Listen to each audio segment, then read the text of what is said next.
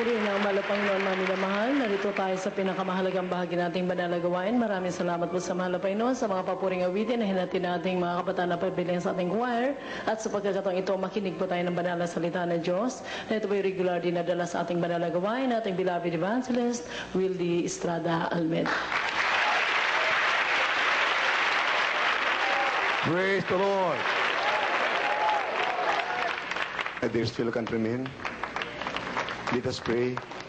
Father, in the name of our dear Jesus, I beseech thee, O Lord, touch my dearest fellow countrymen. Let them understand that we are thy messengers to convey thy message of love and power and blessings.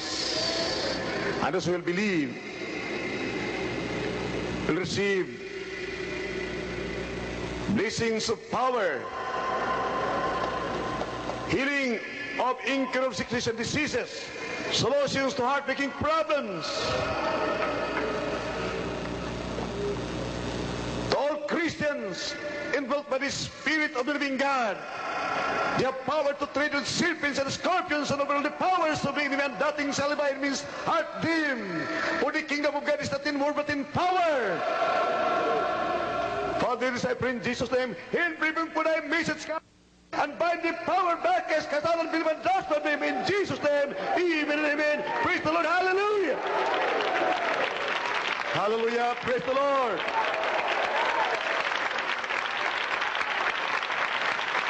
Hallelujah. Praise the Lord. This time, this fellow countrymen with all the signs and the wonders and the miracles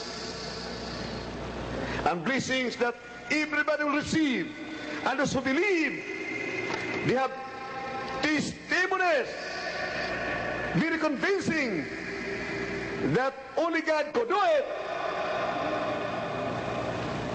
They testified about the miracle of healing, solutions to the heartbreaking problems, protection from hood-uppers, kidnappers, and rapists, from killers and murderers. They testified with all sincerity, with all gusto and enthusiasm, to prove beyond any shadow of doubt that it's real. It came from God, our loving God, a powerful God, an answering God. For God is not dead, He's a living God. Buhay ang Diyos, tumutugon sa panalangin, may preba, may rinsa, may kabutihan. Na ngayon dapat malalaman ng lahat, pinamahal,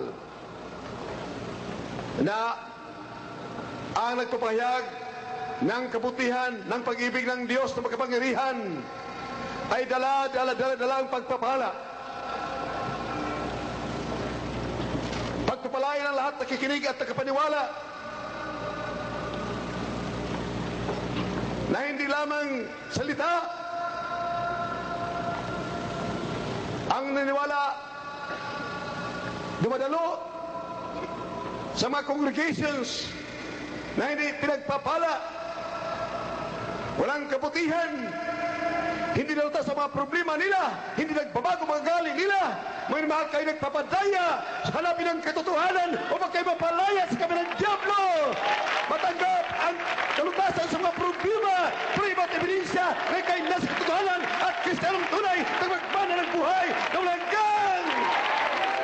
Huwag pagmagpadaya. Sa Biblia ay punong-puno ng pag-asa, ng pagpapala, ng pangako, ng kapangyarihan. Walang makatalong kimuni sa iyo kay anak ng Diyos.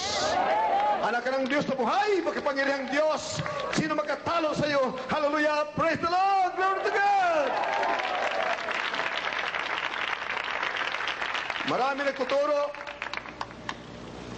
na si Kristo ay tao lamang. Ngunit wala kang kabutihan makukuha. Sa kabila ay kapahamakan. May nagtuturo na tatlong person ng Diyos, wala ka makukuha. Lahat ay heartbreaking problems. Sa dulo ay kamatayan sa karagat na katangapoy. Yan po ay nasa Biblia lahat, minamahal. Antabayan ninyo, minamahal. Pag Pakinggan ninyo mga sitas dito minamahal ay napakalaga ito. Sinabi Job 13, chapter 13, verse 7 up to 10. Isipin mo lamang na 3 persona, mga personang Diyos. Ikaw ay sinabi dito ng Biblia, you are wicked, you are a liar. Isipin mo lang ha. Lalo na ituturo mo minamahal. No wonder, kapag ikaw'y niniwala na 3 persona ng Diyos, tumawag ka sa Kanya, hindi ka digin kailanman tumanda ka na. Kung sa mga bagay na maliliit, katulad ng papagaling ng karamdaman, umaasa ka pa sa mga medisina, ang ibig sabihin, wala kang Diyos, walang tumutugon sa iyong panalangin dahil umasa ka pa sa medisina. Sa mga umasa sa Diyos sa katotohanan, hindi na kailangan ng medisina dahil ang manggagamot nila ay si Kristo ang Diyos na buhay. Wala nang bayad, hindi ka malulugi, hindi ka madadaya. Yan ay patunay na ikaw ay Kristiyanong tagapagmana ng buhay na walang hanggan. Job chapter 13, verse 7 up to 10. Will you accept His person? Singular. Tanggapin mo kanyang persona? He will reprove you. If you do secretly accept persons. Kung sabihin pa naman natin na ang malapag Isus ay gadisan, malaking kamalian magpapahamak sa atin lahat kung ating pananumala ito. John 8:24 sinabi, if you do not believe that I am He, you shall die in your sins. You shall die in your sins. I am He, ibig sabihin, siya ang God the Father. Isaiah 43 verse 10 and 11. Can you read it? Minamahal, use your logic, your correct thinking. Isipin po natin, minamahal. Jesus Christ became a son 2,000 years ago. Amen?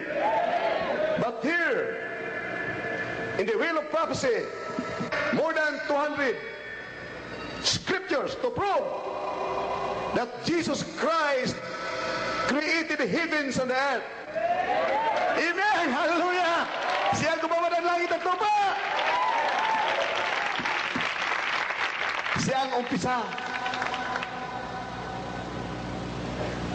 As a son, He was born in Bethlehem 2,000 years ago. Naniwala tayo sa Diyos. But there is only but one God, God the Father. Amen? Amen. Praise the Lord. But in John chapter 1, verse 14, the Word became flesh. Verse 10, the Word created the heavens and the earth. Ang Verbo siyang gumawa ng langit at lupa. Ang Verbo na Diyos ay nagkatawang tao. Verse 14. Kaya minamahal, no doubt, Jesus Christ as man, Son of God. Jesus Christ as God, He is God, the Father, the Creator of the universe. Amen! Hallelujah! Praise the Lord! Ngunit, minamahal, napakalaga nito. Dahil kapag hindi mo 100% mapanulaan na ang Panginoon Jesus, ang Diyos na katawang tao, sa iyong panalangin, mabuti kung mayroon 10% tingin ng mga Panginoon. Pero dito minamahal sa katotohanan, sa amin, 100% ang aming mga panalangin ay tinutugon ng mga Panginoon. Grabe ang manifestation, terrific! God's manifestation in my life, in our lives, so terrific, so awesome, so convincing, and so real. That's why I'm not afraid of anyone, even nations, communist nations will attack me. I am sure I can defeat them. In the name of Jesus, I can arrest them all. Even terrorists, I can arrest them all. In the name of Jesus, by the power of the living God.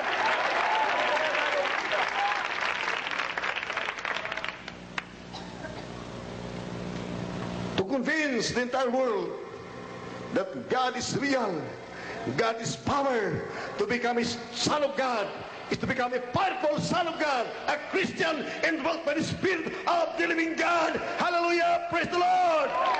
It's a power to become a child of God. Hallelujah! Praise the Lord! If it's true that there are aliens in outer space, millions of them, I'll never doubt I can arrest them all in the name of Jesus. Hundreds of billions.